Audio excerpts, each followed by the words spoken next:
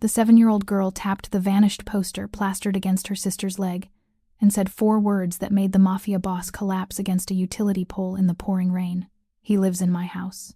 The man, Flintstone, who'd spent 7 days executing informants and offering $500,000 for information, went completely silent because the face on that poster was his missing son, and this exhausted woman standing in front of him had been hiding the boy he'd been tearing New York apart to find.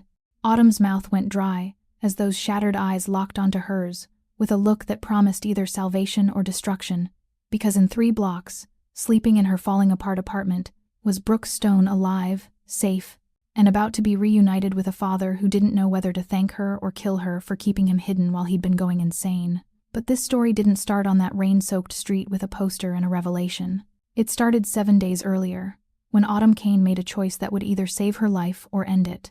New York City was trying to drown itself tonight. The rain wasn't just falling, it was being hurled from the sky like punishment, driven sideways by a wind that howled down the avenues with the voice of something hungry. I tightened my grip on Bae's hand, feeling her small fingers go rigid with cold inside her soaked glove. New York City was trying to drown itself tonight. The rain wasn't just falling, it was being hurled from the sky like punishment, driven sideways by a wind that howled down the avenues with the voice of something hungry. I tightened my grip on Bae's hand, feeling her small fingers go rigid with cold inside her soaked glove. The umbrella above us was a joke, the fabric torn in 2 places, the bent frame barely holding its shape against the assault. "Autumn, I can't feel my toes," Bae whimpered, her voice nearly lost beneath the roar of the storm. "I know, baby. 3 more blocks. Just stay close to me," I said, pulling her tighter against my side, though my own coat was so thin I could feel every needle of rain that found its way through the threadbare wool. We should have been home 40 minutes ago. The dinner rush at Morelli's had stretched past midnight because someone had vomited in the bathroom, and someone else had walked out without paying, and Rick, my manager, with his perpetual scowl and cigarette breath, had decided I was responsible for both disasters. I hadn't argued. I couldn't afford to argue. Every shift I kept was another week of groceries. Another week I could keep Brooks fed and hidden and safe from whatever nightmare he'd escaped from. The street was a graveyard, empty in the way that made my spine prickle with instinct. The kind of empty that meant the smart people were inside, away from the cold and the dark and the men who hunted when the city's eyes were closed. But we were out here, exposed, 2 shadows stumbling through the rain. My heart hadn't stopped racing in 7 days. Not since the night I found him, Brooks, 5 years old, barefoot and bleeding, hiding behind a dumpster 3 blocks from the precinct. Not since I made the choice to bring him home instead of walking him into a police station where I'd seen Officer Vega, the same corrupt cop who'd been watching that alley like a predator, disappear into the shadows the moment I'd grabbed the boy and run. Every siren since then had been a countdown. Every footstep in the hallway above my apartment had been a threat. Ahead, beneath a streetlight that buzzed and flickered with dying voltage, there was a man. He didn't belong here. It wasn't just his posture, shoulders squared, spine straight despite the wind trying to knock him sideways. It was everything about him. The cut of his burgundy suit jacket was too sharp, too expensive, the kind of tailoring that cost more than 3 months of my rent. His dark hair was slicked back with rain, and even from a distance, even through the downpour, I could see the gold watch on his wrist catching the light like a warning flare. He was fighting with something, a thick roll of paper, a stapler, trying to affix a poster to a utility pole while the wind tore at his hands. Behind him, a black SUV idled at the curb, headlights cutting through the rain like searchlights. 2 men stood beside it, hands buried in the pockets of long coats, eyes scanning the street with the kind of vigilance that said they were paid to notice everything. One of them stepped forward, reaching for the poster as if to help. The man at the pole shoved him back, hard. The motion was violent, desperate. A silent roar of, "Don't touch me." "Who's that man?" Bae whispered, her curiosity cutting through her misery. "Nobody. Keep your eyes down, Bae. Just walk," I ordered, my voice sharper than I intended, squeezing her hand until I felt her wince. Every instinct screamed at me to cross the street, to put distance between us and whatever dangerous drama was unfolding under that light. Men with armed guards and expensive suits didn't cry in the rain unless something catastrophic had happened. Men like that brought storms of their own. But the sidewalk was narrow, hemmed in by scaffolding and a chain-link fence protecting a construction site. There was no escape route. We had to pass him. I lowered the umbrella, angling it like a shield, praying we could slip by unnoticed. Just 2 more ghosts in the rain. We were 10 feet away when the wind struck. A vicious gust ripped the poster from the man's hands. The paper tumbled through the air, spinning wildly, before slapping against my shin with a wet smack. I stopped breathing. The man went completely still. The only sound was the hiss of rain on pavement and the low, predatory rumble of the SUV's engine. I looked down. The poster was soaked, ink bleeding at the edges, but the image was sharp. A boy with dark curls and wide, frightened eyes. Above the photo, in bold black letters, Brooke Stone vanished. $500,000 reward. No questions asked. The world stopped spinning. I knew that face. I knew the small scar above his left eyebrow. I knew the way his bottom lip trembled when he was scared. I knew it because that boy was asleep on a pile of blankets in my living room right now, clutching the stuffed rabbit I'd bought him at the thrift store. My hands were shaking so violently I could barely peel the paper off my leg. When I looked up, the man had turned. Flint Stone. I didn't know his name yet, but I knew power when I saw it. His face was carved from something harder than stone-sharp jawline, high cheekbones, a nose that had been broken at least once and healed crooked. But it was his eyes that paralyzed me. Dark brown, almost black. The kind of eyes that usually calculated and controlled everything they touched, but tonight they were shattered, bloodshot, wild. The eyes of a man who had been awake for days, running on nothing but desperation and rage. He looked like a king who'd lost his kingdom. He looked at the poster in my hand. He looked ready to rip it from me, to staple it to the pole, to do the only thing he could still control in a world that had stolen everything from him. I started to hold it out to him, my body moving on autopilot, my mouth opening to say something, anything that would let us escape this moment. If you're still thinking about them, subscribe and become part of our story family. Your support is what keeps these emotional journeys alive. Comment where you're watching from, let's share this experience together. But Bay was faster. Bay, who didn't understand danger. Bay, who saw the world in absolutes. Bay, who had spent the last 7 days playing with Brooks in our tiny apartment while I worked doubles and prayed the police wouldn't come. She stepped out from under the umbrella. She walked right up to the man, this stranger with his broken eyes and his armed guards and his $500,000 reward. She reached up with one small finger and tapped the poster in my hand. Then she pointed at the man. "He lives in my house," Bay said clearly, her voice cutting through the storm like a knife. The man went silent. Completely, utterly silent. He didn't move, didn't blink, didn't breathe. He just stood there, rain pouring down his face, staring at my 7-year-old sister like she'd just told him the sun had risen in the west. Then his knees buckled.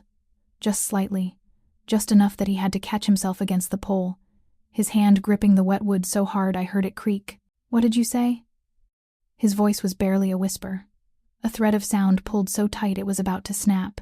Bay looked up at me, confused by the intensity, suddenly uncertain, but the damage was done. Flintstone's eyes locked onto mine, and in that gaze, I saw everything. The disbelief, the desperate, furious hope, the promise of violence if I was lying, the promise of salvation if I was telling the truth. "Is she telling the truth?" he asked, and his voice was so low, so dangerous, it vibrated in my chest like thunder. My mouth was dry. My heart was a drum. Every survival instinct I had was screaming at me to run, to grab Bay and disappear into the storm before this man and his guards and his power swallowed us whole. But I couldn't run. Because Brooks was in my apartment, because this man's son was 3 blocks away, safe and warm and alive, because the truth was about to destroy my entire world. "Yes," I whispered, and the word felt like jumping off a cliff. "He's at my apartment. He's safe." Flintstone closed his eyes. For 1 second, 2 seconds, 3, he stood completely still, rain pouring down his face, mixing with something that might have been tears. Then his eyes snapped open, and the shattered man was gone. In his place stood something far more terrifying, a predator who had just found his prey. "Take me to him," he said. It wasn't a request. It wasn't a question.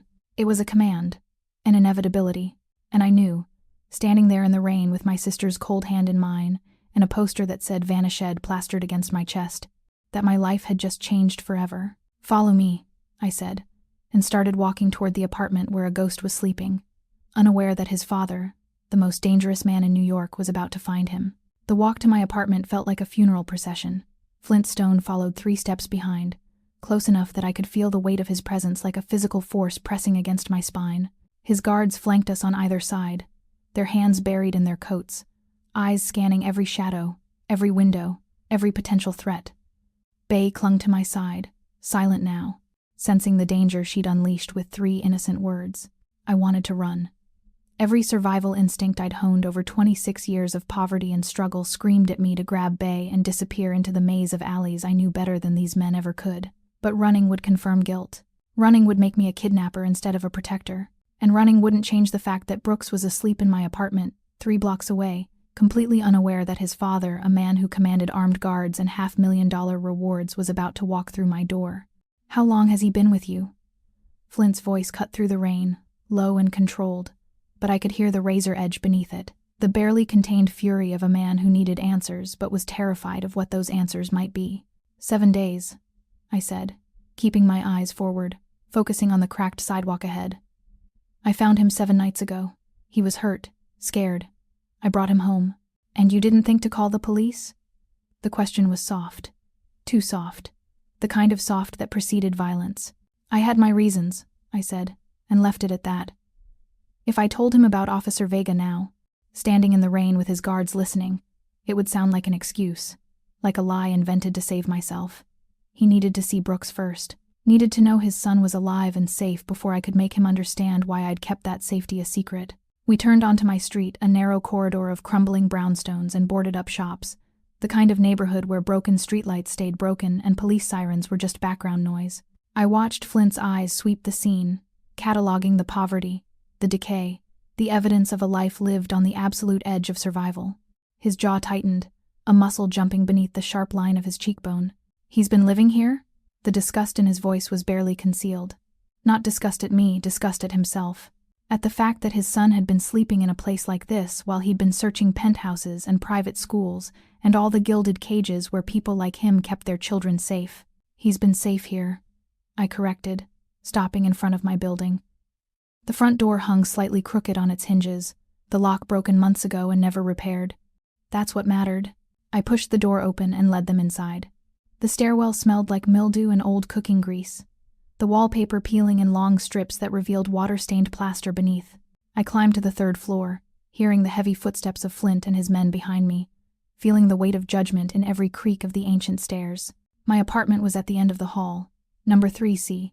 The brass numbers were tarnished almost black, and the door itself had been painted so many times that the layers had created a texture like tree bark. I pulled out my keys, my hands shaking so badly that it took 3 tries to get the key into the lock. "He's asleep," I whispered, glancing back at Flint. His face was a mask of controlled tension, his hands clenched into fists at his sides. "Please don't scare him. He's been through enough." Flint didn't answer. He just stared at the door like it was the gateway to salvation or damnation, and he couldn't tell which. I opened the door. The apartment was exactly what it looked like from the outside. A tiny studio with walls so thin you could hear the neighbors arguing, a kitchenette with a hot plate and a miniature refrigerator, a bathroom barely big enough to turn around in. The windows were covered with mismatched curtains I'd sewn from thrift store sheets, and the floor was a patchwork of cheap rugs trying to cover stains that wouldn't come out. But it was clean, obsessively clean, because clean was the only kind of dignity I could afford. Bay immediately went to the corner where her mattress lay on the floor, curling up beneath her threadbare blankets, watching the strangers invade our space with wide, worried eyes. And there, in the opposite corner, on a pile of blankets I'd arranged into something resembling a bed, was Brooks. He was asleep, curled into a tight ball with his back to the wall, one small hand clutching the gray rabbit I'd bought him from the Salvation Army for $3. His dark curls were a mess, falling across his forehead, and even in sleep, his face held tension. The kind of tension that came from trauma, from being hunted, from learning too young that the world was a dangerous place. Flintstone stopped breathing. I watched him stand frozen in the doorway, this man who commanded empires and inspired fear, rendered completely motionless by the sight of his sleeping child. The guards tried to follow him inside, but Flint held up one hand, a silent command that froze them in the hallway. This moment wasn't for them. This moment wasn't for anyone but a father and his lost son. Flint took one step forward, then another, moving like a man approaching something sacred, something that might disappear if he moved too quickly or made too much noise. He crossed my tiny apartment in 4 strides and dropped to his knees beside Brooks's makeshift bed. For a long moment, he just stared. His hands hovered over the sleeping boy, trembling, as if he was afraid to touch him, afraid this was a dream that would shatter the moment he reached out. Then, With infinite care, Flint brushed a curl back from Brooks's forehead. The boy stirred, his eyes fluttering open, confused by the touch. He looked up at the man kneeling beside him, and I watched recognition flash across his small face. Recognition followed immediately by fear, the kind of fear that makes children freeze, that makes them stop breathing, that makes them wonder if they're about to be hurt. "Daddy?" Brooks whispered, the word barely audible, as if he was afraid saying it out loud would make the man disappear. Flint's face crumbled.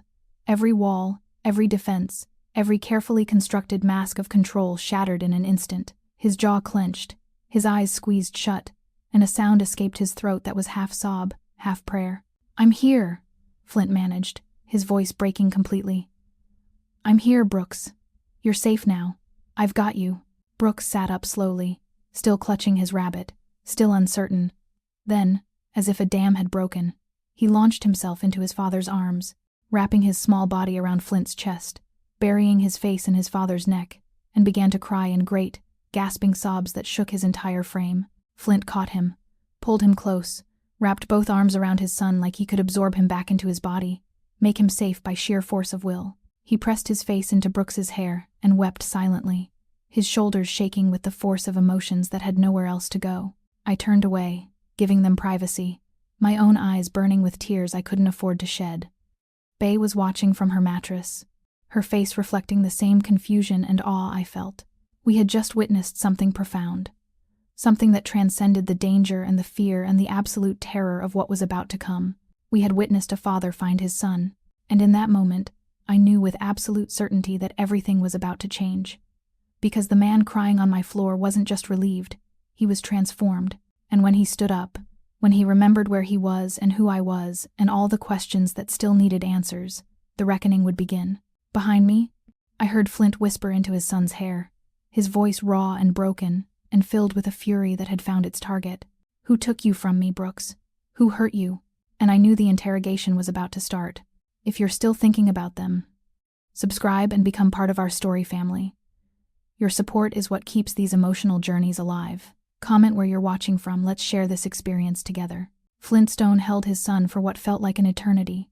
The guards remained frozen in the hallway, their faces carefully blank, giving their boss the privacy he needed for this moment of complete vulnerability. I stood by the kitchenette, my back pressed against the chipped counter, trying to make myself invisible, trying to give this father and son the space their reunion demanded. But there was no space in my apartment. There was no privacy. There was only the crushing intimacy of witnessing something sacred happening in the wreckage of my life. Brooks's sobs eventually quieted to hiccups, his small body still trembling against his father's chest. Flint hadn't let go. His arms remained locked around his son, one hand cradling the back of Brooks's head, the other pressed flat against his back, as if he could physically hold the boy together through sheer force of protection. "Are you hurt?" Flint finally asked, his voice still rough with emotion but regaining some of its natural command. He pulled back just enough to look at Brooks's face, his hands moving with practiced efficiency, checking for injuries, cataloging every bruise and scrape with the focus of a man who had memorized every inch of his child and could identify any new damage. Brooks shook his head. "The lady took care of me," he whispered, his eyes darting toward me for the first time since waking. "She gave me food. And the rabbit. And she didn't let the bad man find me." Flint's hands stilled, his head turned slowly, his dark eyes locking onto me with an intensity that made my breath catch. "The bad man," he repeated, and the words were carved from ice. "What bad man, Brooks?" "The one with the uniform," Brooks said, his voice getting smaller, his body curling tighter against his father. "The one who took me from school. He said you sent him, but he was mean, he hurt my arm. And then he left me in the alley and said he'd be back, but he never came back, and I was so scared. Daddy, I was so scared." Shh, I know. Flint pulled Brooks close again, but his eyes never left mine. There was a question in that gaze, a demand for explanation. But beneath the suspicion, I saw something else. The first flicker of understanding. The beginning of a realization that maybe, just maybe, I wasn't the enemy. "You found him in an alley?"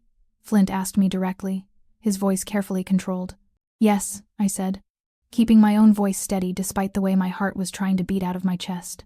7 nights ago, around 9 p.m., 3 blocks from the 6th precinct. He was barefoot, bleeding from a scrape on his arm, hiding behind a dumpster. Flint's jaw clenched so hard I heard his teeth grind. And you didn't take him to the police? It wasn't a question. It was an accusation waiting to be confirmed. No, I said simply. Why not? The words were soft, dangerous. I glanced at Bay, who was still watching from her corner, then back at Flint.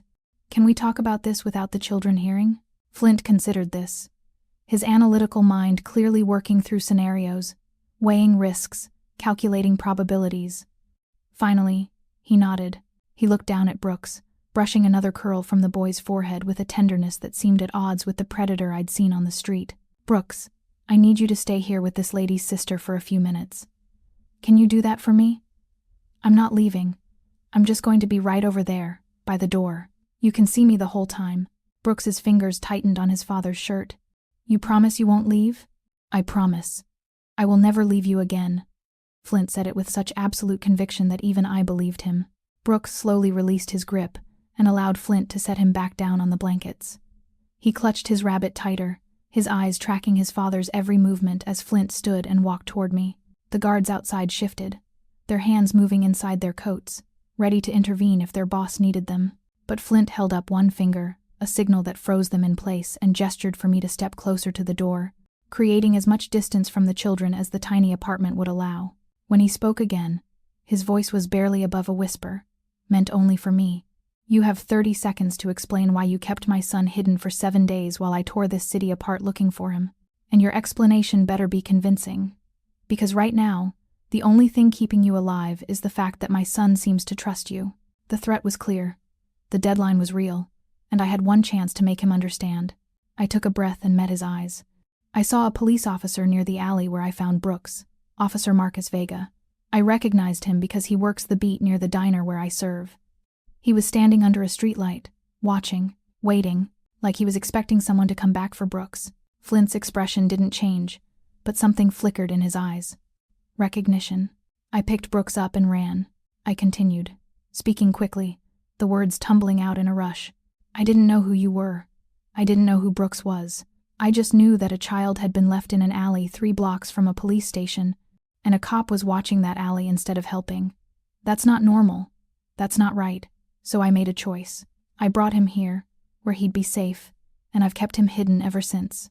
You thought the police were involved. Flint said it flatly, testing the theory, looking for holes. I didn't know what to think, I admitted. I just knew I couldn't trust them. And when I saw the posters going up, when I saw the reward $500,000, no questions asked, I knew whoever had him was powerful. I knew that if I came forward, I'd either be accused of kidnapping or I'd paint a target on my back. So I stayed quiet. I kept him safe. And I waited for a sign that it was safe to let him go. Flint was silent for a long moment, his eyes searching mine, looking for the lie, the crack in my story, the evidence that I was involved in whatever conspiracy had stolen his son. But I held his gaze, refusing to look away, refusing to show the terror that was clawing at my throat. Finally, he spoke. Marcus Vega. Yes, he's on my payroll. Flint's voice was cold, clinical. He's been feeding me information about police investigations for 3 years. He's been in my home. He's met my son. The implication hung in the air like poison. Officer Vega hadn't just been corrupt. He'd been a traitor, an insider with access, opportunity, and motive. Then I saved your son from more than just an alley, I said quietly. Flint's expression shifted. The suspicion didn't vanish entirely, but it was joined by something else. Respect. Grudging acknowledgement that I had done what no one else in his empire had managed to do. I had kept Brooks alive when everyone else, his soldiers, his guards, his entire network had failed. You risked everything, Flint said slowly, and I couldn't tell if it was a question or a statement. I didn't risk anything, I corrected. I have nothing to risk. I just did what was right. You risked your life, Flint said, and this time there was no question in it. If Vega had come back and found Brooks here, he would have killed you both. I hadn't let myself think about that. Hadn't let myself calculate those odds. Because if I had, I never would have brought Brooks home. I would have left him in that alley, convinced myself it wasn't my problem, and walked away. Maybe, I said, but he didn't. And Brooks is alive. That's what matters. Flint stared at me for another long moment, and I saw the exact second when his decision crystallized. when he moved me from the category of suspect to something else entirely. "What's your name?" he asked. "Autumn, Autumn Kine. Autumn Kane," he repeated, as if committing it to memory. Then he held out his hand. "Flint Stone." I looked at his outstretched hand, broad, calloused. The hand of a man who'd built an empire and wasn't afraid to get blood on his fingers to protect it. Taking that hand felt like signing a contract, like crossing a threshold I couldn't uncross. But I'd already crossed it the moment Bay tapped that poster. I reached out and shook his hand. His grip was firm, controlled, and when he released me, I felt the ghost of his touch like a brand. "Thank you," Flint said quietly, and the words held a weight that went beyond gratitude. "You saved my son's life. That debt can never be repaid." "I don't want repayment," I said quickly. "I just want to know he's going to be safe." "He will be." The promise in Flint's voice was absolute. "And so will you." Before I could ask what that meant, Flint turned back toward Brooks, who had been watching us with wide, anxious eyes. "Come here, Brooks. We're going home." But Brooks didn't move. He looked at me, then at Bay, then back at his father. "Can Autumn come? And Bay?" Flint's expression flickered surprise, followed by something softer. "Would you like that?" Brooks nodded vigorously. And just like that, my fate was sealed by the request of a 5-year-old boy who had learned to trust me in 7 days while the world had been hunting him. Flint looked at me, and in his eyes, I saw the question he couldn't ask in front of his son. I saw the calculation, the assessment, the decision being made in real time. "You'll come with us," Flint said. "It wasn't a question. Just for tonight, until we can sort this out properly." "Sort what out?" I asked, even though I already knew the answer. "Who took my son," Flint said, and his voice dropped to something lethal. "And why they thought they could live after doing it." We left my apartment in a convoy that felt like a military operation. Flint carried Brooks in his arms, refusing to let the boy walk, refusing to let him out of his sight for even a second. The guards flanked us on all sides as we descended the stairs and stepped out into the rain, which had softened to a steady drizzle but still soaked through my inadequate coat within seconds. The black SUV was waiting, engine running, back door already open. Flint climbed in first, settling Brooks on his lap, then gestured for me and Bay to follow. I hesitated for just a moment. This was the point of no return. The moment where I willingly entered the world of a man who commanded armies and inspired fear, but Bay was already climbing in, drawn by the promise of warmth and the leather seats that were probably worth more than every piece of furniture I owned combined. I followed her inside. The interior of the SUV was warm, almost oppressively so after the cold rain. The seats were butter-soft leather, and there was enough space that Bay and I sat on one side while Flint and Brooks occupied the other. One guard took the driver's seat, another the passenger side, and we pulled away from my building with the smooth, powerful acceleration of a vehicle that cost more than I'd earn in 5 years. Bay pressed her face against the window, watching the familiar streets slide by, while Brooks remained pressed against his father's chest, one small hand fisted in Flint's shirt, as if he was afraid that letting go would make his father disappear again. For the first 10 minutes of the drive, no one spoke. Flint stared straight ahead, his jaw clenched, his mind clearly working through scenarios and strategies and plans. I kept my eyes down, hyper-aware of the fact that I was sitting in a vehicle with a man who could make me disappear with a single phone call, heading toward a destination I hadn't chosen, with no guarantee that sorting this out wouldn't end with me being disappeared as a loose end. But I couldn't run. Not now. Not when Bay was with me. Not when Brooks kept glancing at me with those wide, trusting eyes, as if I was the only constant in a world that had been violently upended. Finally, Flint spoke. "Where did you find him? Exactly. The precise location." I gave him the intersection, the street names, the description of the alley. Flint pulled out his phone, a sleek, expensive device that probably had more security than most banks, and typed rapidly, sending messages to someone whose contact name I couldn't see. "And Vega was there when you found Brooks?" Flint asked, his voice clinical now, gathering evidence. "Not in the alley, but close enough that he would have seen if I hadn't grabbed Brooks and run." "Did Vega see you?" I thought back to that night, trying to remember through the panic and the adrenaline. "I don't think so. I came from the opposite direction, and there were dumpsters blocking his line of sight. By the time I picked up Brooks, I was already running." Flint nodded slowly, processing this information, building a timeline. "And you brought him straight here? To your apartment?" "Yes. Who else knows?" "No one," I said firmly. "I didn't tell anyone.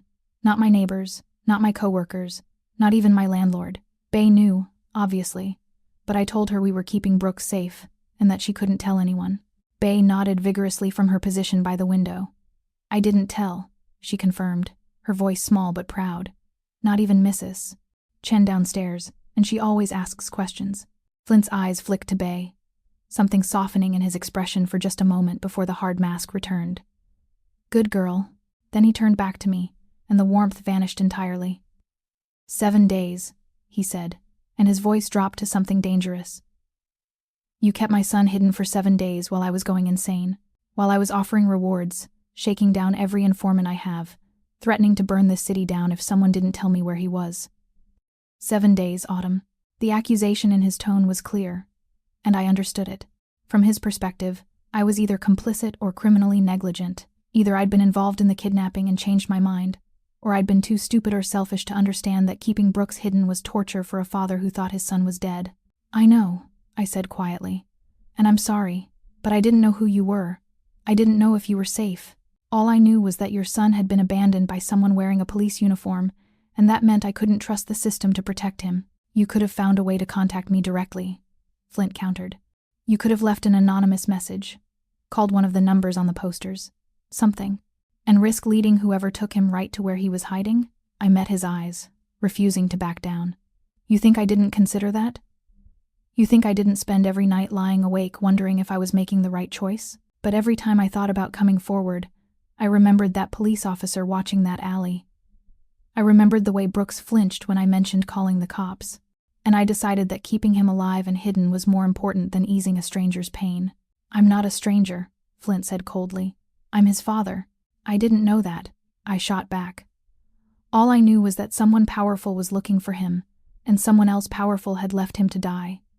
How was I supposed to know which side you were on? The SUV went silent. Even Bay stopped watching out the window, sensing the danger in the conversation, the way adults do when the violence is verbal instead of physical. Flint stared at me, his dark eyes calculating, assessing, looking for the crack in my logic, the evidence of ulterior motive. But I held his gaze, refusing to show the fear that was eating me alive from the inside. Finally, he spoke. You're either the bravest woman I've ever met, or the most foolish. Probably both, I admitted. But your son is alive. That has to count for something. Flint's jaw clenched. He looked down at Brooks, who had fallen asleep against his chest, exhausted by the emotion and the reunion and the sudden safety of his father's arms. When Flint looked back up, something in his expression had changed. The anger was still there, but it was directed elsewhere now. Not at me. At whoever had put us all in this situation. It counts for everything, Flint said quietly. Which is why I'm going to ask you one more question, and I need you to answer honestly. Because your answer will determine what happens next. My heart was pounding so hard I could feel it in my throat. Okay. Did you have anything to do with Brooks's disappearance? Flint asked, and his voice was soft, almost gentle, but I could hear the threat beneath it. The promise that if I lied, if he found out later that I'd been involved, there would be nowhere on earth I could hide from his retribution. No, I said, meeting his eyes without hesitation. I swear on Bay's life, I had nothing to do with it. I found him in that alley by accident. I was walking home from work. I heard him crying. I looked behind the dumpster, and there he was, scared, hurt, abandoned. I made a choice in that moment to protect him. That's all. I didn't know who he was, who you were, or what I was getting involved in. I just saw a child who needed help. Flint stared at me for a long moment. Then, slowly, he nodded. I believe you. The relief that flooded through me was so intense I felt dizzy. Thank you. Don't thank me yet, Flint said, and his voice hardened again. Because if you're telling the truth and I believe you are, then that means someone in my organization is a traitor. Someone who had access to Brooks's schedule, who knew his security detail, who could coordinate with a corrupt cop to make this happen. And finding that person is going to require me to burn down half my empire to root them out. I'm sorry, I said, not knowing what else to say. Don't be sorry, Flint replied. Be ready. Because when I find out who did this, there's going to be a war, and you're going to be right in the middle of it. The SUV pulled up to a building that looked like it belonged in a different city entirely. A gleaming tower of glass and steel that rose 30 stories into the rainy sky, flanked by security gates and cameras that tracked our approach with mechanical precision. We pulled into an underground garage that required 3 separate security checkpoints, each guard snapping to attention when they saw Flint in the back seat. We rode an elevator up in silence. Brooks had woken up during the transition from vehicle to building, but he remained quiet, clinging to his father with the desperate grip of a child who had learned that safety was temporary and could be stolen at any moment. Bae stood close to me, her small hand gripping mine, her eyes wide as she took in the opulence of the elevator mirrored walls, soft lighting, a floor that was actual marble instead of the cracked linoleum she was used to. The elevator opened directly into a penthouse apartment that made my entire building look like a storage closet. Floor-to-ceiling windows offered a panoramic view of the city, the rain streaking down the glass like tears. The furniture was expensive, but understated leather sofas, dark wood tables, art on the walls that was probably worth more than I'd earn in a lifetime. Everything was clean, organized, controlled, the home of a man who demanded perfection in all things. "Sit," Flint ordered, gesturing to the sofa. It wasn't a request. I sat. Bae curled up beside me, pressing against my side. Flint moved to the opposite side of the room, setting Brooks down on another sofa before stepping away to make a phone call. He spoke in low, rapid tones, his back to us, but I caught fragments.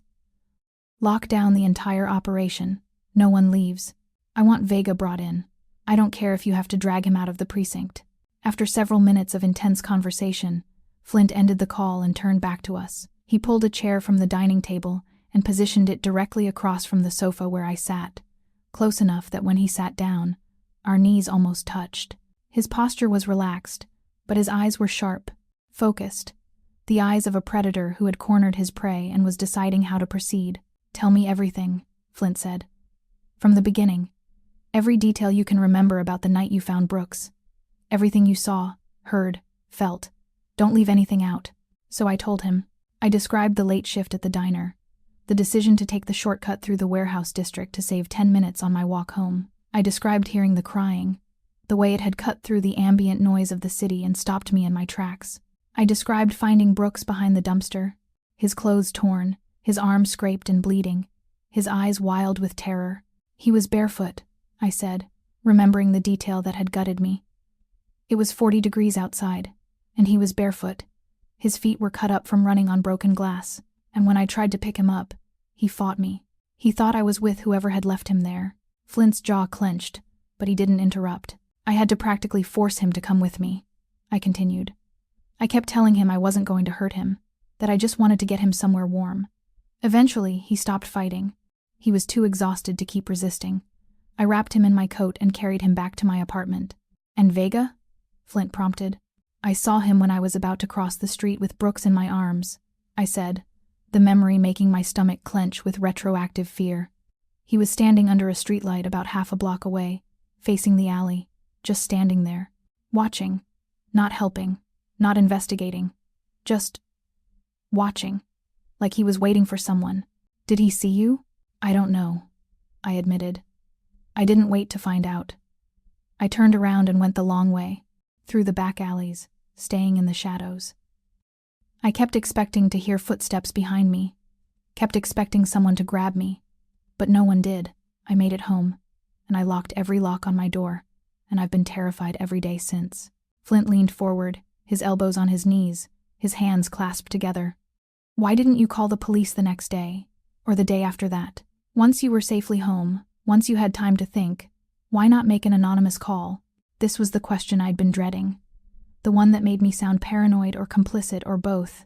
"Because the next morning," I said slowly, "I went to work early, and Officer Vega was there, at the diner, sitting in a booth, drinking coffee, like nothing had happened. And when I walked past him, he looked at me, really looked at me, like he was trying to remember where he'd seen me before." Flint's expression darkened. "You think he recognized you?" "I don't know," I said again. "But it spooked me, because if he was involved in Brooks's disappearance, and if he saw me that night, then calling the police would be like painting a target on my back, and on Brooks's, so I stayed quiet. I kept him hidden. And I waited. Waited for what? For someone who looked like they actually cared," I said, meeting Flint's eyes. "For someone who looked like they were tearing the city apart to find him. For you." The silence that followed was heavy, weighted with implications and unspoken truths. Flint stared at me, and I could see his mind working, assembling the pieces, testing my story against his own investigation, looking for the lie. Finally, he spoke. Vega has been on my payroll for 3 years. He's fed me information about police investigations, warned me when raids were coming, helped me stay ahead of law enforcement. He's been paid well for his services. Very well. But, I prompted, because I could hear the unspoken word hanging in the air. But he's been asking for more money lately, Flint said, his voice hardening. He's been pushing boundaries, making demands, acting like he's entitled to more than he's worth. I told him no.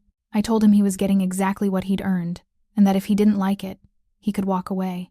That was 3 months ago. 3 months before Brooks was taken, I said, connecting the dots. Yes. Flint's hands clenched into fists. Which means this wasn't random. This was retaliation. Vega took my son to punish me for not giving him what he wanted. Or to extort you, I added. Kidnap Brooks, demand a ransom, get his money one way or another. Flint nodded slowly. But something went wrong. He left Brooks in that alley instead of delivering him to whoever was supposed to hold him, which means either there was a disagreement among the conspirators, or Vega panicked. Or he was interrupted, I suggested. Maybe he heard sirens and ran. Maybe he planned to come back for Brooks but couldn't risk it. Whatever the reason, Flint said, his voice dropping to something lethal. He made a mistake. And that mistake led you to my son. Which means Vega's not just a traitor, he's a dead man. The casual way Flint said it, the absolute certainty in his voice sent a chill down my spine. This wasn't bluster. This wasn't an empty threat. This was a promise. A guarantee. Vega's fate had been sealed the moment he'd laid hands on Brooks. There's something else, I said, because I'd been holding this detail back, unsure if it mattered. But now it felt crucial. When I found Brooks, he said something. He said, "The man told me Daddy sent him. Like whoever took him claimed to be working for you." Flint's expression went very still. What man? Not Vega. Brooks said it was someone else. Someone he'd never seen before. Vega was just there, watching. But someone else was the one who actually took him. Which means Vega wasn't working alone, Flint said, and I could see the fury building behind his eyes. He had a partner. Someone with enough credibility that Brooks believed the lie. Someone who had access to my son, who knew his schedule, who could get close without raising alarms. Someone inside your organization, I finished. Flint stood abruptly, pacing to the window, staring out at the city with the focus of a man who was cataloging enemies, assembling hit lists, preparing for war. There are only a handful of people who have that kind of access. Only a handful who know Brooks's schedule, his security detail, his routine. He pulled out his phone and made another call, his voice sharp and commanding. Gather everyone. Everyone who has level 3 clearance or higher. I want them at the warehouse in 1 hour. No exceptions. No excuses. Anyone who doesn't show up gets flagged as a suspect. He ended the call and turned back to me. You just changed everything, Autumn. You gave me a direction, a target. And for that, you have my gratitude. I don't want your gratitude, I said for the second time tonight. I just want to know Brooks is safe. And that Bay and I can go home without looking over our shoulders for the rest of our lives. Flint's expression softened slightly. You risked everything for my son.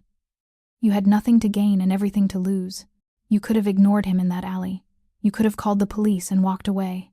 You could have turned him in for the reward and bought yourself a better life. But you didn't. You protected him. You kept him safe when no one else could. He walked back toward me, stopping just inches away, looking down at me with an intensity that made it hard to breathe. That kind of loyalty, that kind of compassion, it can't be bought. It can't be faked. And it's rarer than you know. I'm not loyal to you, I said, needing him to understand. I'm loyal to children who deserve protection. That's all. That's everything, Flint corrected. And it means you're under my protection now, whether you want it or not. Because the people who took my son, the people who are about to learn that their plan failed, they're going to come looking for answers. And when they do, they're going to find out about you, about the woman who saved Brooks when they thought he'd disappear forever. So I'm a target now, I said flatly. You've been a target since the moment you picked him up, Flint replied. You just didn't know it. But now you're a target with an army between you and anyone who wants to hurt you. That's the difference. I didn't know whether to feel relieved or terrified. Probably both. What happens now? I asked. Flint glanced at Brooks, who had fallen asleep again on the sofa, and at Bay, who was fighting to keep her eyes open. Now, the children sleep. You sleep, and I go to work finding out who betrayed me. In the morning, We'll figure out what comes next. And if I want to leave? I asked, testing the boundaries. Flint's eyes locked onto mine. You're free to leave anytime you want. But if you do, you leave alone. Brooke stays with me, and you lose the protection that's keeping you alive. It wasn't a threat. It was a fact. And we both knew it. I looked at Bay, sleeping peacefully for the first time in days, and at Brooks, safe in his father's home. I thought about my tiny apartment with its broken locks and thin walls, about the streets I'd have to walk to get back there, about Officer Vega somewhere out there in the city, possibly already knowing my face.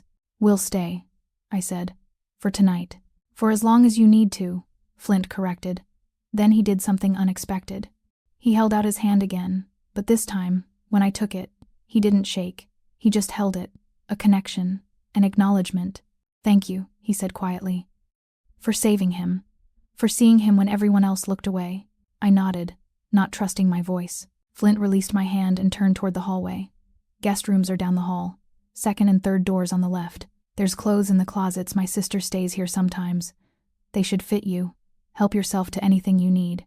Then he picked up Brooks with infinite care, cradling the sleeping boy against his chest, and disappeared down another hallway toward what I assumed were the private bedrooms, leaving me and Bay alone in a penthouse that cost more than I'd earn in 10 lifetimes, with the knowledge that everything I thought I knew about safety and danger and survival had just been completely upended. Bay stirred against my side. Autumn, are we safe now? I looked at the locked door, the security cameras I'd spotted in every corner, the city sprawling below us like a kingdom waiting to be conquered or burned.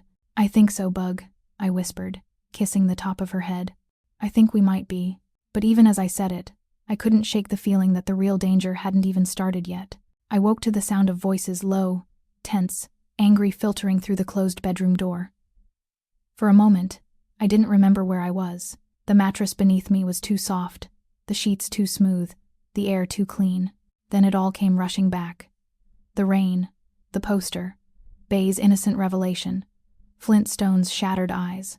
Bay was still asleep beside me, curled into a tight ball beneath a comforter that probably cost more than my monthly rent. I carefully extracted myself from the bed and moved to the door, pressing my ear against the wood. Don't care what his excuse is. I want him brought in. Now. Flint's voice, sharp as broken glass. He's not answering his phone, boss. We've been to his apartment, his usual spots. He's gone dark. Another voice, male, unfamiliar. Then he knows we're coming for him. A pause. What about Reed? My blood went cold. Reed. I didn't know who that was. But the way Flint said the name with barely contained fury told me everything I needed to know about what was coming. I pulled on the clothes I'd borrowed from Flint's sister's closet jeans that actually fit. A soft sweater that didn't have any holes, socks that weren't worn thin at the heels, and quietly opened the bedroom door. The hallway was empty, but the voices were coming from the living room, louder now that there wasn't a door between us, checking every location on the timeline Autumn provided.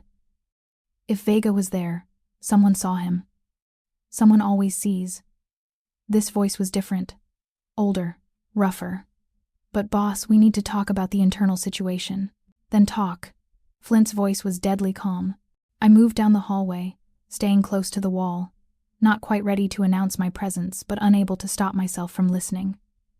At the end of the hall, I could see into the living room. Flint stood by the window, still wearing the same clothes from last night, looking like he hadn't slept at all. 3 men sat on the sofas, hard men with the kind of faces that had seen violence and hadn't flinched. Reed's been asking questions, the older man said.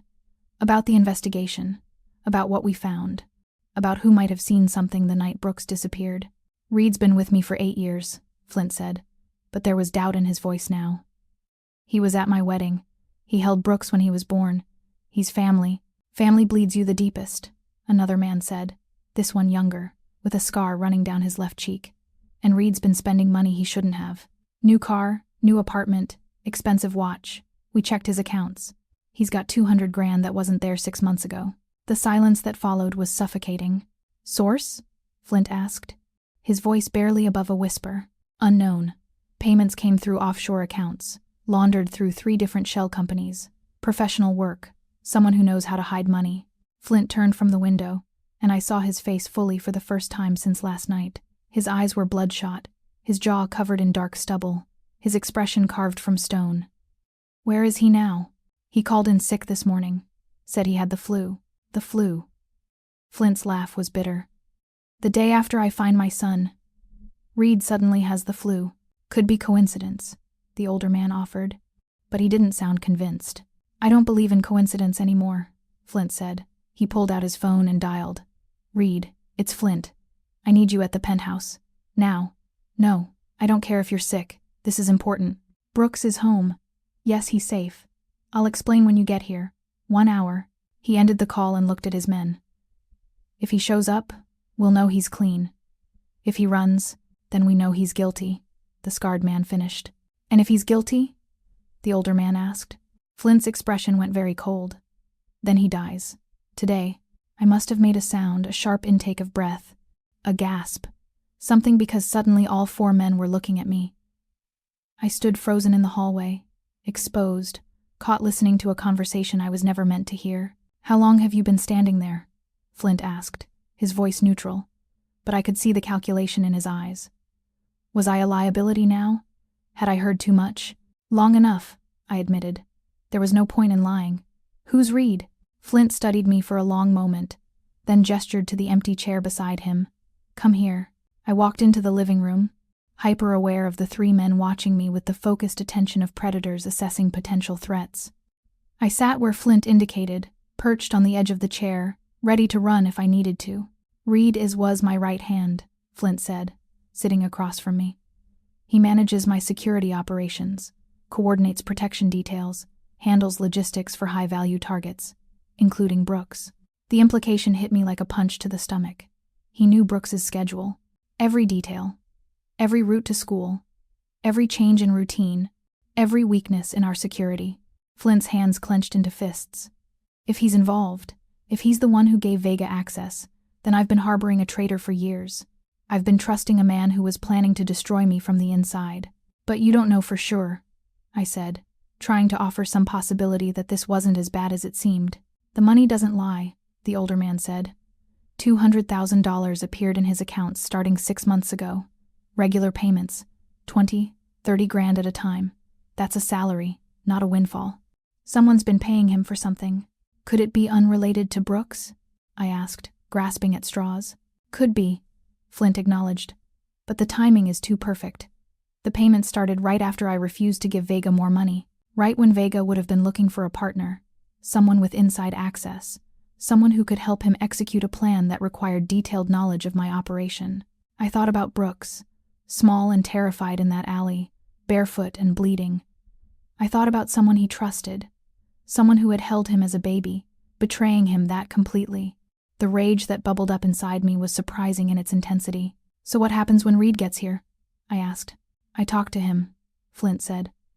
I give him a chance to explain, and depending on what he says, I either welcome him back into the family. He paused. Or I end him. The casual way he said it, the matter-of-fact tone, should have terrified me, should have made me grab Bay and run as far from this world as I could get. But instead, I found myself nodding, because Brooks deserved justice. And if Reed had been part of the conspiracy that had left a 5-year-old child to die in an alley, then he deserved whatever Flint decided to do to him. I want to be here when you question him, I said. All 4 men stared at me. Absolutely not, Flint said immediately. This isn't. I'm the one who found Brooks, I interrupted. I'm the one who saw Vega. I'm the one whose testimony is going to help you build this case. So I want to be here. I want to hear what Reed has to say. I want to look him in the eyes and know if he's lying. Flint's jaw clenched. This could get dangerous. Everything about this situation is dangerous, I countered. At least if I'm here, I'll know what I'm dealing with. Flint looked at his men, some silent communication passing between them. Finally, the older man shrugged. She's got a point, boss. And if Reed does run, she's the only witness who can connect Vega to the scene. Might be useful to have her here. Flint didn't look happy about it, but he nodded. Fine, but you stay back. You don't engage, you just observe. Understood? Understood. I agreed. The next 45 minutes passed in tense silence. Flint made phone calls. His men came and went with reports, and I sat in that expensive chair trying to process the fact that I was about to witness an interrogation that might end in someone's execution. Bay woke up and I gave her breakfast in the kitchen, keeping her distracted with cartoons on a TV that was bigger than my entire living room wall, while in the next room, men with guns prepared for war. Brooks stayed with his father, refusing to let Flint out of his sight, clinging to him with the desperation of a child who had learned that safety could be stolen in an instant. Flint held him patiently, murmuring reassurances, running his fingers through the boy's dark curls, but his eyes never stopped moving, never stopped calculating. At exactly 1 hour after Flint's phone call, the private elevator chimed. Everyone in the room went still. The elevator doors opened, and a man stepped out. He was tall, broad-shouldered, with close-cropped black hair, and a face that would have been handsome if it wasn't currently pale and sweating despite the cool temperature. He wore jeans and a hoodie, looking nothing like the professional operator Flint had described, and his eyes, when they swept the room and found everyone staring at him, went wide with something that looked a lot like fear. "Flint," Reed said, his voice rough. "I came as soon as I could. I heard Brooks is back," where his eyes found Brooks, still wrapped around his father, and his expression crumbled into something that looked almost like genuine relief. "Thank God. Oh, thank God, he's safe." He took a step forward, reaching out as if to embrace Flint, to see Brooks up close. "Stop," Flint said quietly. "If you're still thinking about them, subscribe and become part of our story family. Your support is what keeps these emotional journeys alive. Comment where you're watching from. Let's share this experience together." Reed stopped. "Sit down, Reed," Flint continued, his voice still calm, still controlled, but I could hear the danger beneath it. "We need to talk." Reed's eyes darted around the room, taking in the men positioned at strategic points, the tension in the air, the way Flint was holding Brooks like a shield between himself and his former right hand. "What's going on? Why does it feel like I'm walking into an ambush?" "Sit down. This time." Flint's voice left no room for negotiation. Reed sat, slowly, lowering himself onto the sofa like a man approaching a trap. "Flint, whatever you think I did, I think you betrayed me," Flint said simply. "I think you've been taking money from someone who wanted to hurt my family. I think you helped coordinate Brooks's kidnapping, and I think you're about to lie to me about all of it." Reed's face went from pale to gray. "That's insane. I would never. I've been loyal to you for 8 years. I've bled for you. You've been depositing $20,000 to $30,000 into your offshore accounts every month for the last 6 months, the older man interrupted. Money that can't be traced back to any legitimate source. Money that appeared right around the time Vega started getting greedy. Want to explain that?" Reed's mouth opened, closed, opened again. That's not I can explain." "Then explain," Flint said. "Because right now, the only thing keeping you alive is the possibility that there's an innocent explanation for everything. So talk. Convince me. Tell me why I shouldn't assume you're the traitor who helped steal my son." Reed's hands were shaking. His eyes darted to the door, calculating escape routes, realizing there were none. Finally, he slumped forward, his head in his hands, and when he looked up again, there were tears on his face. "I didn't know they were going to take Brooks," he whispered. "I swear to God, Flint, I didn't know." The room went deadly silent. "But you were involved," Flint said flatly. "Vega approached me 6 months ago," Reed said, the words tumbling out in a rush. "He said he had a business opportunity. Said he knew people who wanted information about your operation, about your security, about vulnerabilities. He said it was just corporate espionage, rich guys trying to get an edge on a competitor. He said no one would get hurt."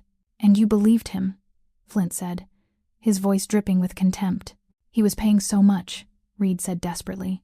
$30,000 for a few documents, a few schedules, some information about your routines. I was drowning in debt, Flint, gambling debts. I was about to lose everything. He offered me a way out. I took it, but I swear, I didn't know what they were planning. I gave them information about the business operations, about the warehouses, about shipments. I never gave them anything about Brooks. You gave them my schedule," Flint interrupted, "which included when I was picking up Brooks from school, when our security was stretched thin, when the best opportunity would be to take my son." Reed's face crumbled. "I didn't put it together. I didn't realize." "You didn't want to realize," Flint corrected, "because realizing would have meant admitting you were helping someone hurt my family, and that would have required you to have a conscience." "I'm sorry," Reed sobbed. "God, Flint, I'm so sorry. If I could take it back." "You can't," Flint said. He stood, still holding Brooks, and walked to where I sat. "This woman," he said, gesturing to me. Found my son in an alley 3 blocks from the 6th precinct. He was barefoot, bleeding, terrified. Left there to die by Vega, who was supposed to be holding him for ransom but instead abandoned him when something went wrong with the plan you helped create. Reed looked at me for the first time, his eyes widening with recognition. I'm the one who saved him, I finished coldly. While you were counting your blood money. She risked her life, Flint continued. She had nothing to gain and everything to lose. She protected my son when you, my brother in all but blood, sold him out for gambling debts. She kept him hidden for 7 days, terrified that the corrupt cop you were working with would find them and finish the job. She showed more loyalty to a stranger than you showed to the family you claimed to love. I'm sorry, Reed said again, but the words were empty now. He knew it was over. Sorry doesn't bring back the 7 days I spent thinking my son was dead, Flint said. Sorry doesn't erase the trauma Brooks will carry for the rest of his life. Sorry doesn't fix the fact that you betrayed everything we built together. Reed looked up at Flint with desperate eyes. What happens now? Flint's expression was carved from ice. Now, you're going to tell me everything. Every detail of your arrangement with Vega. Every piece of information you sold. Every person involved. Every plan they discussed. And when you're done, when I have every name and every location and every shred of evidence, I need to burn down everyone who helped hurt my son. He paused, letting the silence stretch. Then we'll discuss what mercy looks like. And if I don't tell you? Reed asked, though his voice held no real defiance. Only resignation. Then mercy won't even be a consideration, Flint replied. He looked at his men. Take him to the secure room. Make him comfortable. Get him whatever he needs. But don't let him leave, and don't let him contact anyone. 2 of the men moved forward, hauling Reed to his feet. He didn't resist. Didn't fight. He just walked toward the elevator like a dead man walking his last mile. As the elevator doors closed, Flint turned to me. You risked everything with nothing to gain, he said quietly, echoing what he'd said to Reed. And he destroyed everything for pocket change. That's the difference between honor and greed. What will you do to him? I asked. Flint looked down at Brooks, who had fallen asleep again against his chest. Exhausted by stress his small body shouldn't have to carry. That depends on how cooperative he is, and how much damage he's done. But at minimum, he's dead to me. At maximum, he shrugged, he's just dead. I should have been horrified. Should have argued for mercy, for forgiveness, for second chances. But when I looked at Brooks, at his small face still shadowed with fear even in sleep, I found I had no mercy left to offer. Good, I said simply. Flint's eyes met mine, and something passed between us. An understanding, an acknowledgement that we were both willing to do terrible things to protect the innocent, that we both understood the cost of survival. A war is coming, Flint said quietly.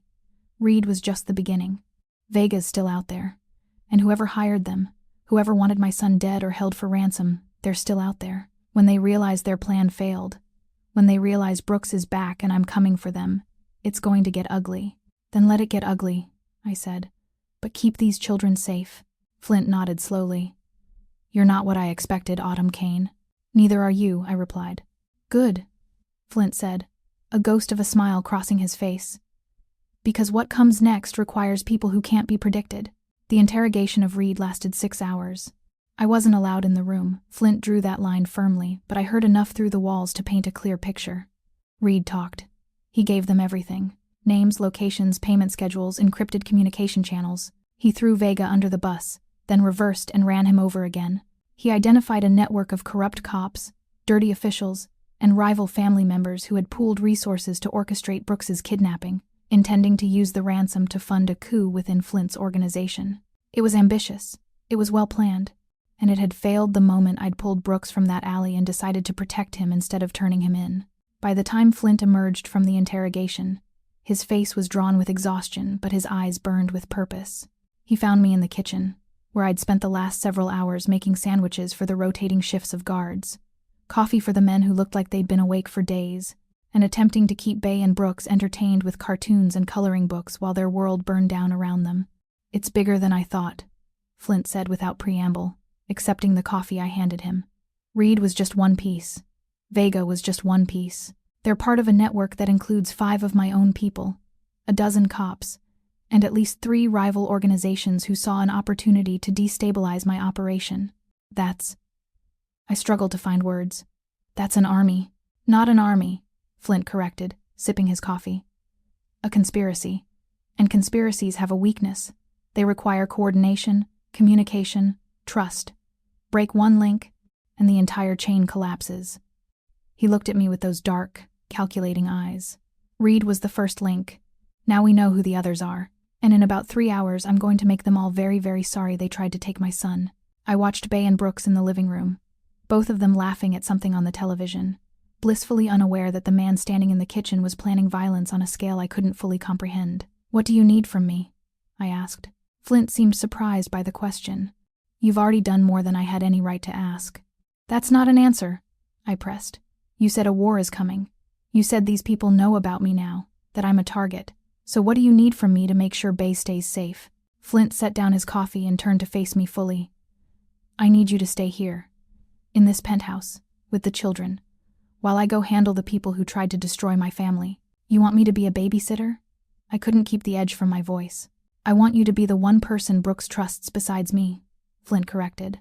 "I want you to be the safe place he runs to if something goes wrong. I want you to be the reason he doesn't wake up screaming from nightmares tonight." His voice softened. "You're not a babysitter, Autumn. You're the woman who saved my son's life.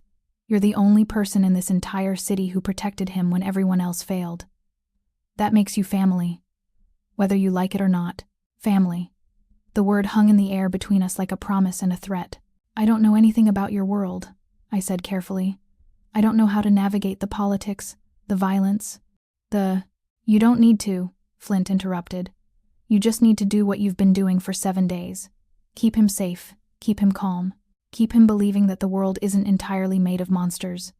He glanced at the children, his expression softening in a way I hadn't seen before. "Give him hope. That's all I'm asking." I thought about my tiny apartment, my broken locks, my job at the diner that barely paid enough to keep food on the table. I thought about the life I'd been living, paycheck to paycheck, crisis to crisis, always one emergency away from disaster. And I thought about Bay, safe and warm in this penthouse, eating food that didn't come from the clearance rack, wearing clothes that actually fit. "How long do you need me to stay?" I asked. "Until the war is over," Flint said. "Could be tonight, could be a week. Depends on how quickly they fold when they realize we're coming for them. And after that," Flint's eyes held mine. "After that, we figure out what comes next. But Autumn, I want you to know something. Whatever happens out there tonight, whoever I have to hurt to keep my son safe, you don't bear any responsibility for it. You saved Brooks. That's all you did. The rest of this, the violence, the retribution, the bodies that might pile up, that's on me. That's the world I built. You don't own any of it. But I'm part of it now," I said quietly. "Only because I'm making you part of it," Flint replied. "And if you want to walk away after tonight, if you want to take Bay and disappear and never see us again, I'll make sure you have everything you need to start over somewhere safe.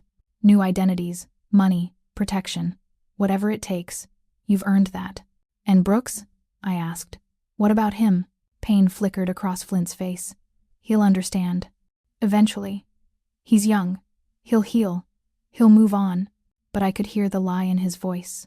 Brooks wouldn't move on. He'd spent 7 days learning to trust me, learning to feel safe in my presence. Walking away would be another abandonment, another betrayal in a young life that had already seen too many. "Let's just get through tonight," I said. "Then we'll figure out what comes next." Flint nodded. He reached out and squeezed my shoulder, a brief gesture of gratitude and solidarity. Then he was moving again, pulling out his phone, making calls, issuing orders in that low, authoritative voice that made grown men snap to attention. I watched him work, this man who could command armies and inspire fear, and saw the cracks in his armor, the way his hand shook slightly when he looked at Brooks, the way his jaw clenched when someone mentioned Vega's name, the way his eyes kept darting to the children, as if he needed to physically see them to believe they were safe. He was terrified. Just as terrified as I'd been for the last 7 days. He just hid it better. 2 hours later, Flint kissed Brooks goodbye, promising he'd be back soon, promising he'd never leave again. Brooks clung to him, making him promise 3 times, 4 times, 5 times, until Flint finally had to gently pry the small hands from his shirt. "Autumn will take care of you," Flint said, kneeling to be at Brooks's eye level. "She's the bravest person I know. She kept you safe when no one else could. She'll keep you safe tonight too." Brooks looked at me with those wide, trusting eyes. "Promise?" "I promise," I said, crouching beside him. Your dad has to go take care of some grown-up business. But I'm going to stay right here with you and Bay. We'll watch movies, make popcorn, build a fort out of all these fancy couch cushions, and when you wake up tomorrow, your dad will be here, okay? Okay, Brooks agreed, though I could see the fear lingering in his expression. Flint stood, and his eyes met mine over Brooks's head. The security here is the best in the city. You'll be safe, but if anything feels wrong, if anyone tries to get in, if you hear anything unusual, there's a panic button in the master bedroom. Red button on the nightstand. Press it, and my entire team will be here in under 2 minutes. Got it, I said. I mean it, Autumn. Don't be brave. Don't try to handle it yourself. Press the button. I will, I promised. Flint nodded. Then, surprising both of us, he pulled me into a brief hug. Thank you, he whispered against my hair. For everything. Before I could respond, he was gone, striding toward the elevator with 6 armed men falling into formation around him. The doors closed, and suddenly the penthouse was very quiet. Bay appeared at my elbow. Is he going to hurt people? She asked, her voice small. I looked down at my sister, at her innocent face, and struggled to find an answer that was both honest and appropriate for a 7-year-old. He's going to protect us, I said finally. And sometimes protecting people means doing scary things. Like you did, Bay said, when you took Brooks from the alley, even though you were scared. Yeah, I agreed. Like that. Then I hope he's as brave as you, Bay said simply, and went back to the coloring book she'd been working on. I stood there for a moment, processing the profound truth my 7-year-old sister had just articulated. Then I turned to Brooks, who was watching me with anxious eyes. All right, I said, forcing brightness into my voice. Who wants to help me raid this fancy kitchen and make the most ridiculous ice cream sundaes we can possibly create? Brooks's face lit up. Can we really? Your dad said I should make sure you're taken care of, I replied. I'm pretty sure that includes making sure you've had enough chocolate sauce to go into a sugar coma. For the first time since I'd met him, Brooks laughed. A real, genuine, childish laugh that echoed through the expensive penthouse and made my heart ache with how normal it sounded. We spent the next 3 hours doing exactly what I'd promised, making ridiculous sundaes, building a fort out of couch cushions and expensive throw blankets, watching animated movies on the massive television, and pretending that outside these walls, there wasn't a war being waged in their name. Bay fell asleep first, curled up in the fort with a satisfied smile on her face. Chocolate still smudged on her cheek. Brooks lasted another hour before exhaustion claimed him, his head dropping onto my shoulder, one hand still clutching the gray rabbit he refused to let go of. I carried them both to one of the guest bedrooms, tucking them in together because separating them felt cruel, and stood in the doorway for a long moment, watching them sleep. They looked peaceful, safe. Like children who didn't know that the world was a dangerous place full of people who would hurt them without a second thought. That's what childhood should look like, I thought. That's what I'd taken from them by bringing them into this world. But they'd already been in this world. Bay had spent her whole life watching me struggle to keep us fed and housed. Brooks had been stolen from his father by people who saw him as nothing more than a weapon or a payday. Neither of them had ever been truly safe. Maybe here, in this fortress Flint had built, they could finally learn what safety felt like. I left the door cracked and walked back to the living room, cleaning up the detritus of our impromptu party, trying to keep my hands busy so my mind wouldn't spiral into all the terrible possibilities of what Flint was doing right now. It was just past midnight when my phone buzzed. I'd been given one of Flint's secured phones, top-of-the-line encryption, with exactly 3 numbers programmed in. Flint's personal cell, the security team, emergency services. The text was from Flint. It's done. Coming home. Everyone's safe. I read it 3 times, trying to decode what "it's done" meant. How many people had died tonight? How much blood had been spilled? What had Flint become in order to protect his son? But he was coming home, and everyone was safe. That had to be enough. I sent back a simple thumbs-up emoji, not trusting myself to form words. 20 minutes later, the elevator chimed. Flint stepped out, and I barely recognized him. His expensive suit was gone, replaced by dark tactical gear. His hands were bruised, one knuckle split and bleeding. There was blood on his shirt, not his, I realized, noting the way he moved without pain. His face was set in grim lines, his eyes hard and flat. He looked like a man who had done terrible things and was still processing the cost. It's over, he said quietly. Vega's dead. The corrupt cops have been delivered to my contacts in internal affairs, with enough evidence to put them away for life. Reed, he paused. Reed's alive. Barely. I couldn't kill him. 8 years of brotherhood meant something, even if he betrayed it. So he's alive, but he's gone. Out of the city, out of the country, with the understanding that if he ever comes back, if I ever hear his name again, there won't be any mercy the second time. And the others? I asked. The rival organizations? Messaged, Flint said flatly. They received very clear communication about what happens when you try to hurt my family.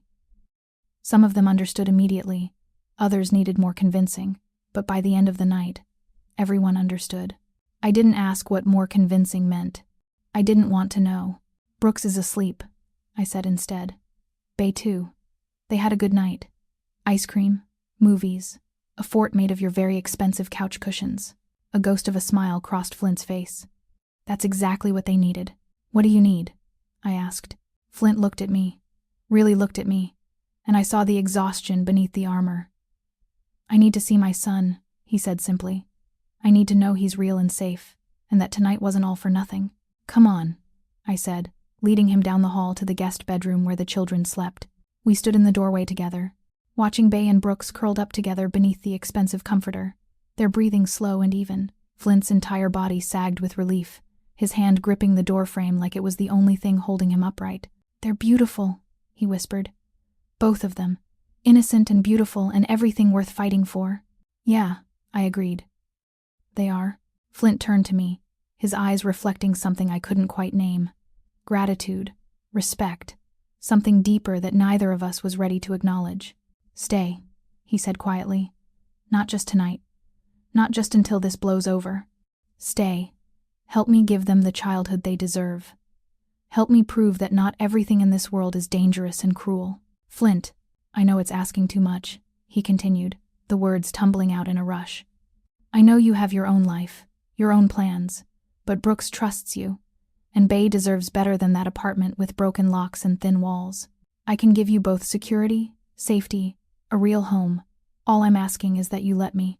I looked at the man standing beside me, powerful, dangerous, capable of extraordinary violence, and saw something I hadn't expected to see.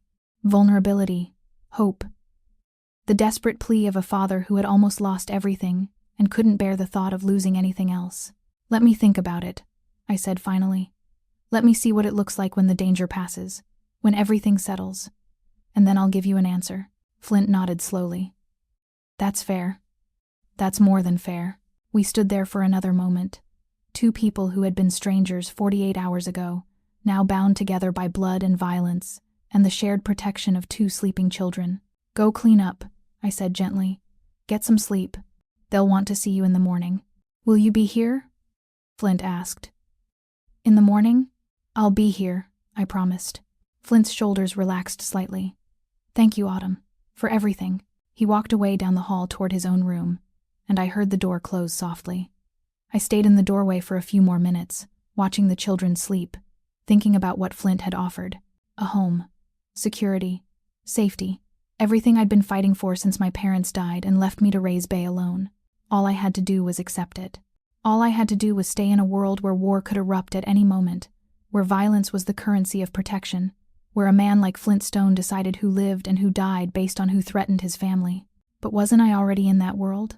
Hadn't I been fighting my own war every day in that tiny apartment, scraping together rent, dodging landlords, praying that nothing broke because I couldn't afford to fix it? At least here, I wouldn't be fighting alone. I closed the bedroom door softly and walked back to the guest room I'd been sleeping in. Tomorrow would bring its own challenges. Tomorrow I'd have to make decisions that would change the trajectory of my entire life. But tonight, we were all safe. Tonight, we'd all survived. And sometimes, survival was the best victory you could hope for. 3 days passed in careful peace.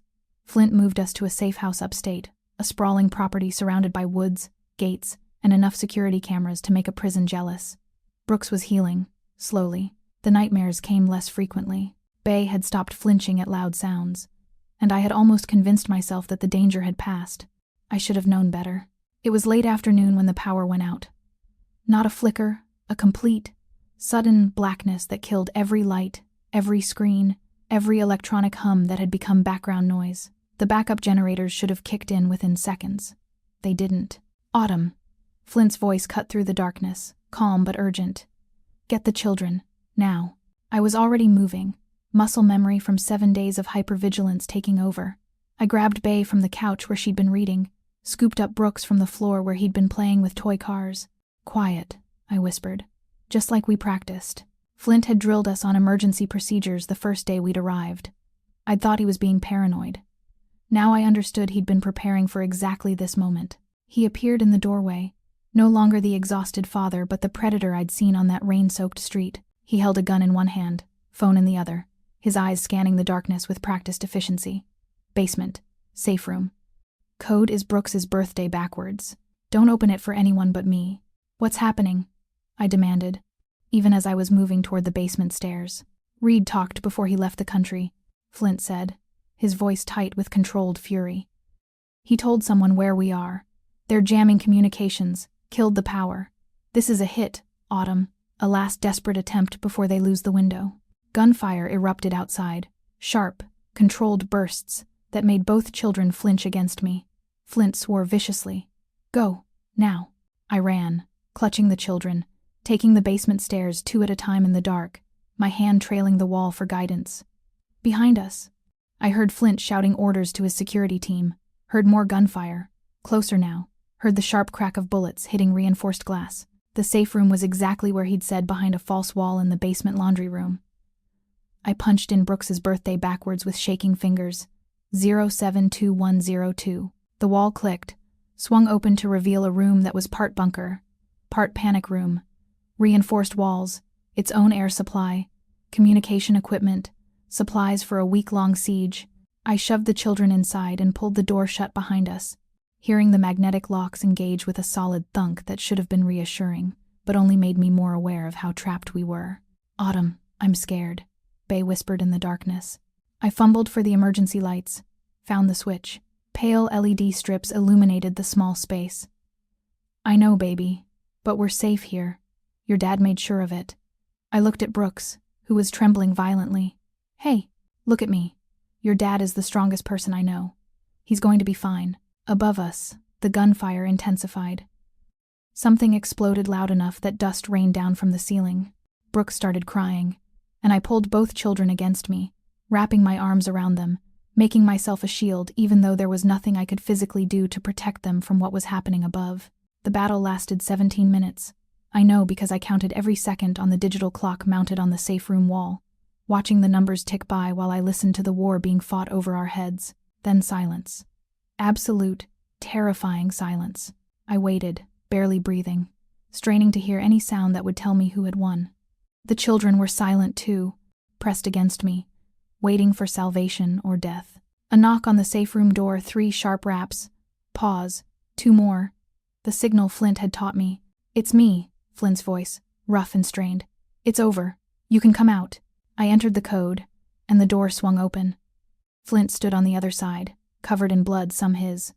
Most not. His left arm hung awkwardly, and there was a cut above his eyebrow, streaming blood into his eye. Is it really over? I asked. It's really over, Flint confirmed. Reed's handler came himself. Wanted to finish it personally. He's dead. His team is dead. And I made very sure that anyone else who might have had plans understands that coming after my family means death. Brooks launched himself at his father, and Flint caught him with his good arm, wincing but not letting go. I'm okay, he murmured. We're all okay. But looking at the blood, the destruction, the grim satisfaction in Flint's eyes, I knew that nothing about this was okay. We'd survived, but survival had cost something we couldn't get back. 2 weeks later, I stood in the kitchen of Flint's penthouse, making breakfast while Bae and Brooks fought over which cartoon to watch. The safe house was gone, too compromised, Flint had said. So we were back in the city, back in the fortress where this had all begun, and I was packing. I'd made my decision during those 17 minutes in the safe room, listening to bullets and explosions, wondering if Brooks was about to become an orphan, and if Bae was going to watch me die. I'd realized something profound. I couldn't live like this. I couldn't build a life in a world where violence could erupt at any moment, where breakfast might be interrupted by assassins, where bedtime stories came with panic room drills. Bae deserved better. And so did I. You're really leaving. Flint's voice came from behind me, flat and controlled. I turned to face him. His arm was in a sling. The cut above his eyebrow had required 12 stitches, but he was healing. I have to. Because of the attack. Because of everything, I corrected. Because this is your world, Flint, not mine. Because I can't live waiting for the next threat, the next war, the next moment when everything explodes. It's over, Flint insisted. Reed's handler was the last one. Everyone else has backed off. You're safe now. Until the next threat, I countered. Until someone else decides you're vulnerable. Until the next Reed, the next betrayal, the next kidnapping attempt. So you'll just walk away? There was anger in his voice now. Hurt bleeding through the control. Brooks trusts you. He asks for you every night. You're the one who made him feel safe again. And you're his father, I said gently. He doesn't need me. He needs you. What if he needs both of us? Flint demanded. He moved closer, and I could see the desperation in his eyes. What if I need you? The admission hung between us, raw and vulnerable. You don't need me, I said, though my voice wavered.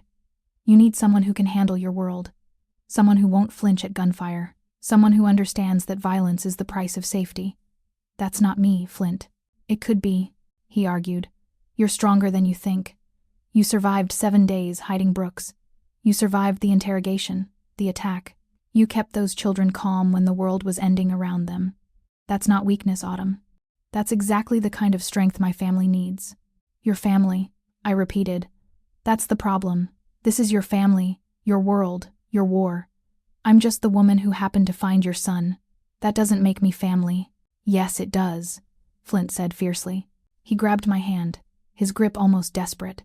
The moment you chose to protect Brooks instead of walking away, you became family. The moment you risked everything for a child who wasn't yours, you earned a place in our lives that no one else can fill. I pulled my hand free. I'm taking Bay and going back to my apartment. I'm going back to my normal, boring, safe life. That apartment isn't safe, Flint countered. Vega knew where you lived. Other people might know too. Then I'll move, I said. I'll find somewhere new, somewhere far from here. Running, Flint said flatly.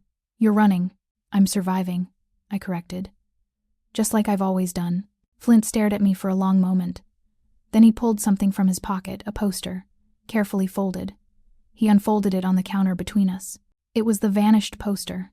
Brooks's face stared up at me, 5 years old and terrified. But Flint had marked through the word vanished with a black marker, and written something else above it in bold letters. Found. You found him, Flint said quietly. And in doing that, you found us. You found a family that would protect you and Bay for the rest of your lives. You found safety, real safety, not the illusion you've been clinging to in that apartment with broken locks. My eyes burned with tears I refused to shed. What are you asking me, Flint? I'm asking you to stay. Not as a babysitter, not as someone who owes me a debt, but as part of this family. He paused. I'm asking you to let me protect you the way you protected my son. And if I say no? Pain flickered across his face. Then I'll give you enough money to start over anywhere you want. New identities for you and Bay. A house, a car, everything you need, and I'll never contact you again. Because that's what you deserve, the choice I never gave you when you walked into my world. The choice. Freedom or safety, independence or family. The life I'd always known, or the terrifying possibility of something more. I looked at Bay and Brooks in the living room, playing together like siblings. I looked at Flint, this dangerous man who had somehow become someone I trusted. I looked at the poster found, and felt something break open in my chest. If I stay, I said slowly. I need promises. Anything, Flint said immediately. No more secrets, no more wars fought without warning. If danger is coming, I need to know. Done. And Bay comes first, always. Before your business, before anything. She gets a normal life school, friends, birthday parties. She doesn't grow up knowing about guns and safe rooms. I swear it, Flint promised. I took a shaky breath. Then we'll stay. But Flint, if this world ever threatens them again, if I ever think Bay is in danger, I'm gone, and nothing you say will stop me. Fair enough, Flint agreed. Then he did something that took my breath away. He pulled me into his arms, his good arm wrapping around my waist, and kissed me. It wasn't gentle, it wasn't tentative. It was fierce and claiming and full of promise. When he pulled back, his eyes were blazing. You're mine now, he said simply. Mine to protect, mine to keep safe, mine. And you're mine, I replied, surprising myself. Mine to keep honest. Mine to pull back from the edge when the violence gets too much. Mine. Deal, Flint murmured, and kissed me again. 6 months later, I stood in the kitchen of a new house, not the penthouse, not the safe house, but a real home in a quiet neighborhood with good schools and neighbors who didn't ask too many questions. Bay was at a sleepover with friends she'd made at her new school. Brooks was asleep upstairs after a day at the park that had ended with ice cream and laughter. And Flint was teaching me to cook something more complicated than scrambled eggs. "You're burning the garlic," he said, reaching around me to lower the heat. "I'm not burning it. I'm caramelizing it," I argued, laughing as he wrapped his arms around me from behind. "That's not what caramelizing means," Flint murmured against my neck. "But I appreciate your creativity." This was our life now. Quiet mornings, normal evenings, the occasional business trip where Flint would disappear for a few days and come back tired but satisfied. I didn't ask questions about what he did. He didn't volunteer information. We'd found a balance, his world and mine, overlapping but not consuming. "I have something for you," Flint said, releasing me to pull a frame from his briefcase. It was the poster. Found. But he'd done something to it, had it professionally printed. The word vanished, completely removed, replaced with found in elegant script. Below Brooks's photo, he'd added 2 more. Bay, smiling in her school picture, and me, caught in a candid moment I hadn't known he'd captured, laughing at something with Brooks in my arms. "We're all found now," Flint said quietly. "All of us. No one's vanished. No one's invisible. We're a family." I looked at the photo at these 3 people who had become my entire world. Bay, who finally had stability and safety. Brooks, who smiled more every day. And Flint, who had learned that protection didn't always require violence. "Yeah," I agreed, leaning into him. "We're a family." Outside, the city hummed with its usual chaos. Somewhere out there, threats still existed. Danger still lurked. But here, in this house we'd built together, we'd created something that couldn't be destroyed by bullets or betrayal. We'd created home. And for the first time in my life, I wasn't fighting to survive. I was living, really living. Brooks appeared in the doorway, rubbing sleep from his eyes. "Autumn, can you read me a story?" "Of course," I said, scooping him up. "What do you want to hear?" "The one about the brave lady who saved the lost prince," Brooks said, nestling against me. I looked at Flint, who was smiling with profound satisfaction. "That's my favorite too," I replied. And as I carried Brooks upstairs to read him a story about bravery and rescue and families forged in fire, I realized something profound. I'd spent my whole life feeling invisible, vanished, overlooked by a world that didn't care about people like me. But I wasn't vanished anymore. I was found. And I was home. If you're still thinking about them, subscribe and become part of our story family. Your support is what keeps these emotional journeys alive. Comment where you're watching from. Let's share this experience together.